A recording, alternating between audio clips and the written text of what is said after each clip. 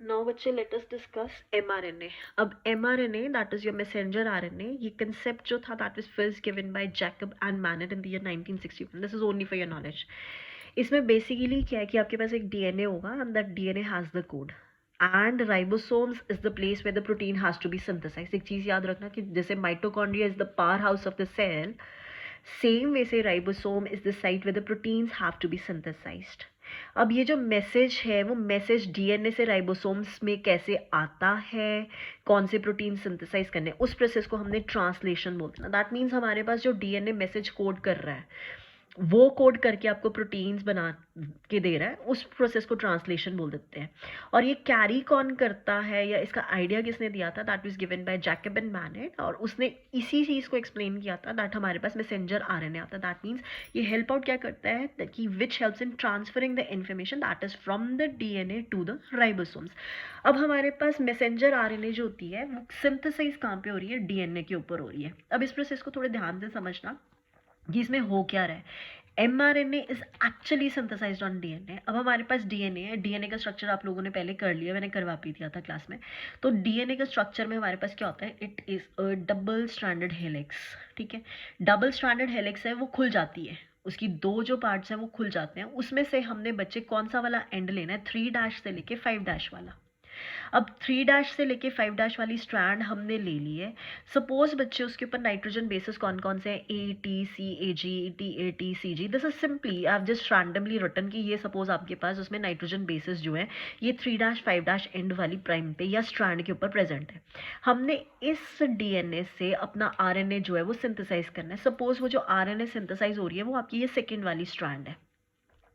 अब क्योंकि ये हमारे पास क्या था, दैट इज डीएनए से हमने आरएनए फॉर्म करना है और हमें पता है आरएनए में क्या क्या होता है कि हमारे पास थायमीन नहीं प्रेजेंट होगा. थायमीन आपका डीएनए में होगा, आरएनए में नहीं होगा.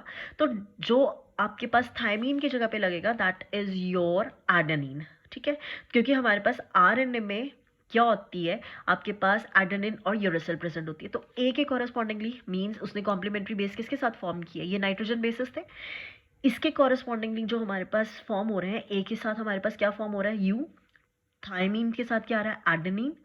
साइटोसिन किसके साथ जा रहा है, ग्वानिन के साथ. एडेनिन फिर यूरेसिल के साथ G with C and so on. ये हमारी पूरी की पूरी टेम्पलेट जो है वो फॉर्म हो गई. अभी भी मैं इस आरएनए को mRNA नहीं कह सकती because this is not your mRNA which is form, it is still just an RNA. अब हमने स्टेप्स स्टडी करने हैं कि कौन कौन से स्टेप्स इन्वॉल्व होते हैं आपकी डीएनए से mRNA सिंथेसाइज होने में. ये हमारे पास एक डीएनए स्ट्रैंड है, इस डीएनए स्ट्रैंड से मैंने mRNA बनानी है. अब ये भी नहीं है कि डीएनए से सीधा mRNA बनेगा, know that is not possible. सबसे पहले हमारे पास क्या है कि जब हमने डीएनए से आरएनए सिंथेसाइज करना है उसके बीच में बच्चे हमारे पास एक स्ट्रैंड फॉर्म होती है जिसको हम क्या बोल देते हैं, that is HNRNA. Small h small n, this stands for hetero nuclear RNA.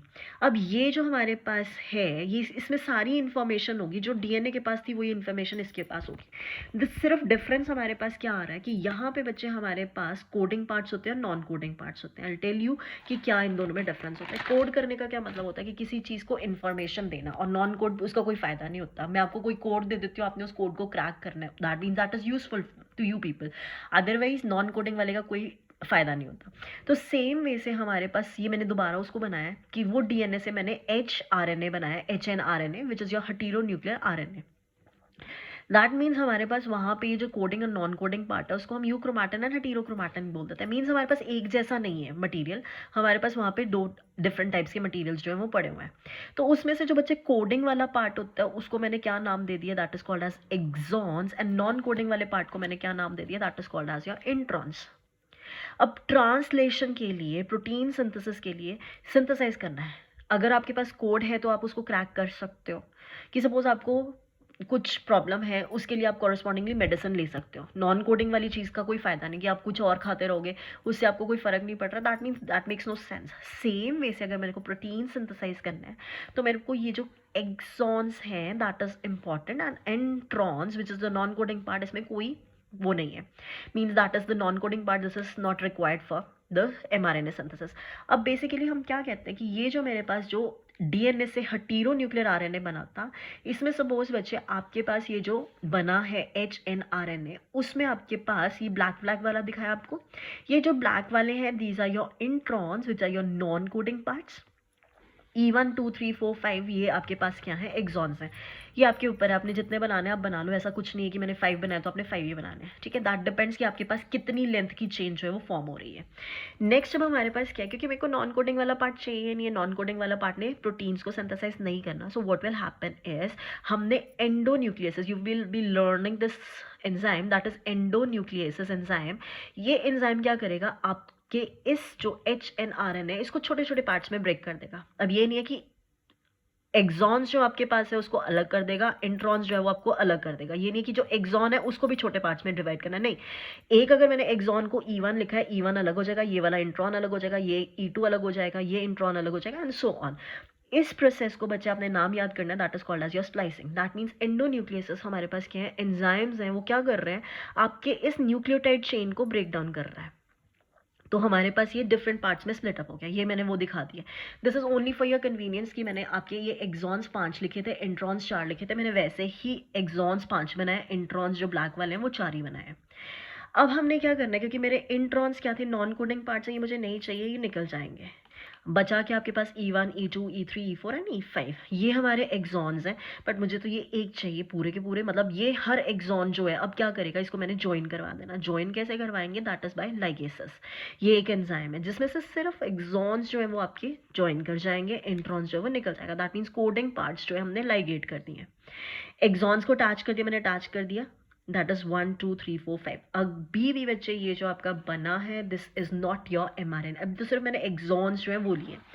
mRNA form करने के लिए ये जो हमारा बना है, this E1 E2 E3 E4 E5 वाला exon part of your mRNA, but still not mRNA। ये जो आपके पास बना है ये बहुत ज़्यादा अनस्टेबल होता है, इसको हमने क्या करना है, स्टेबलाइज करना है। स्टेबलाइज करने के लिए क्या करेंगे कि हमने एक एंड पे मैंने कैप लगा दिया।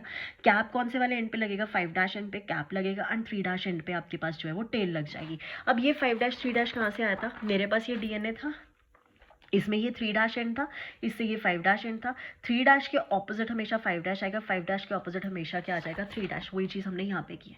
तो 5' जो है हमेशा कैप वाली साइड होती है, एंड 3' जो होती है हमेशा टेल वाली साइड पे आती है। अब क्योंकि इसमें कैप और टेल लग गया है, ये जो मेरे पास बना है ये स्टेबल मॉलिक्यूल हो जाएगा, और इस मॉलिक्यूल को मैंने क्या नाम दे दिया, that is called as your mRNA। अब हम क्या करते हैं कि ये जो mRNA फॉर्म हुआ है ये न्यूक्लियस में से बाहर आ जाता है। न्यूक्लियस में से बाहर कहाँ पे आएगा, साइटोप्लाज्म में। और साइटोप्लाज्म में आपका जो है ट्रांसलेशन, जहाँ पे आपने प्रोटीन्स को सिंथेसाइज करना है, वो हेल्प आउट कर देता है, ठीक है, उसको हम ट्रांसलेशन बोल देते हैं। बट ये जो प्रोसेस हमने किया सारा का सारा कहाँ से स्टार्ट किया था, डीएनए से मैंने क्या फॉर्म किया था, mRNA। इस पूरे प्रोसेस को हम क्या नाम दे देते हैं, that is called as your transcription. That mean this process of transferring the information from DNA to mRNA, that is called as transcription. mRNA जो होती है न्यूक्लियस में से बाहर आके साइटोप्लाज्म में आती है, प्रोटीन सिंथेसिस में हेल्प आउट कर देती है। एक और चीज़ याद रखना, अगर हम यूकैरियोटिक सेल्स की बात कर रहे हैं, not the prokaryotic one, eukaryotic cells में पहले आपका mRNA सिंथेसाइज होता है न्यूक्लियस में, सिर्फ सिंथेसाइज होगा, उसका कोई काम नहीं होता। बट अगर उसने काम करना है तो उसको साइटोप्लाज्म में आना पड़ेगा, साइटोप्लाज्म में आके आपके राइबोसोम्स के साथ लगना पड़ेगा। दूसरी चीज़, ये जो mRNA हमारे फॉर्म होते हैं इनकी लाइफ टाइम जो होती है बहुत कम होती है। साइटोप्लाज्म में पहुंचे, साइटोप्लाज्म में प्रोटीन सिंथेसाइज कर दिया, उसके बाद ये टूट जाते हैं, ये पूरा का पूरा प्रोसेस जो दोबारा रिपीट हो जाता है। Now we come to the structure of mRNA, जो स्पेसिफिकली आपको ये सारी चीज़ें पूछी हुई हैं। सो हमारे पास क्या है, सपोज बच्चे ये जो हमने mRNA सिंथेसाइज किया था, अब इस mRNA सिंथेसिस में 5' एंड पे हमने क्या बनाया था, कैप, 3' एंड पे क्या लगाया था, that was called as your tail. अब जो बच्चे आपके पास है, ये जो हमारा पूरा का पूरा एक्सॉन है, दिस होल ब्लैक वाला that is your exon, red one is your cap at 5' end, 3' is your tail which is your 3' end. Cap जो होती है, you have to learn this is your methylated guanine. इसको याद कर लेना, guanine methylated होगा, means एक methyl group लगा होगा वो। उसके बाद टेल जो है यहाँ पे ए दैट मीन्स यहाँ पे हमारे पास बहुत सारे एडेनाइन लगे होंगे, तो हम इसको पॉली एडेनाइन टेल्स भी बोल सकते हैं। जहाँ पे बच्चे आपके पास कैप लगा होगा, that is your start codon. Start codon हमेशा एक होता है, that is your AUG। One sorry that is second part पे जो आपका टेल के साथ लगा है that is your stop codon. Stop codon means जब आपने उस प्रोसेस को स्टॉप कर देना है। इसमें आपके पास 3 आ जाते हैं। देन ये जो हमारे पास है ब्लू वाला पार्ट जिसको मैंने स्टार बनाया हुआ है, स्टार में आपके पास क्या है कि this part is made up of the structural genes. अब स्ट्रक्चरल जीन्स का क्या मतलब होता है, जिसने ट्रांसफर करना है इन्फॉर्मेशन कि मैंने कौन सा वाला प्रोटीन जो है वो सिंथेसाइज करना है। अब बच्चे यहाँ पे ध्यान से सुनना कि आपके पास ये जो स्ट्रक्चरल प्रोटीन्स बन रहे हैं या प्रोटीन्स आपके पास यहाँ से आ रहे हैं, इसका ये मतलब नहीं है कि आपके पास ये वाले ने एक प्रोटीन बनाना है, अगर मेरे को सेम प्रोटीन दोबारा बनाना है तो ये यूज़ हो जाएगा। No, that is not possible. अगर आपको एक ही प्रोटीन 100 टाइम्स भी बनाना है या 200 टाइम्स भी बनाना है, आपको ये पूरा का पूरा प्रोसेस जो है वो रिपीट करना पड़ेगा। So that is the basic structure of mRNA. That was the basic thing when your DNA got converted into mRNA. इस प्रोसेस को हम ट्रांसक्रिप्शन बोल देते हैं। नेक्स्ट में मैं आपको एक्सप्लेन कर दूंगी that is the structure of mRNA and the structure of tRNA. This is specifically like this is for whole of the class, but non medical वाले स्टूडेंट्स को मे बी उनको समझने में थोड़ी प्रॉब्लम हो, बिकॉज नो डाउट आपके friends हैं, but still अगर किसी को स्टिल कोई प्रॉब्लम होगी, you most welcome to ask the questions.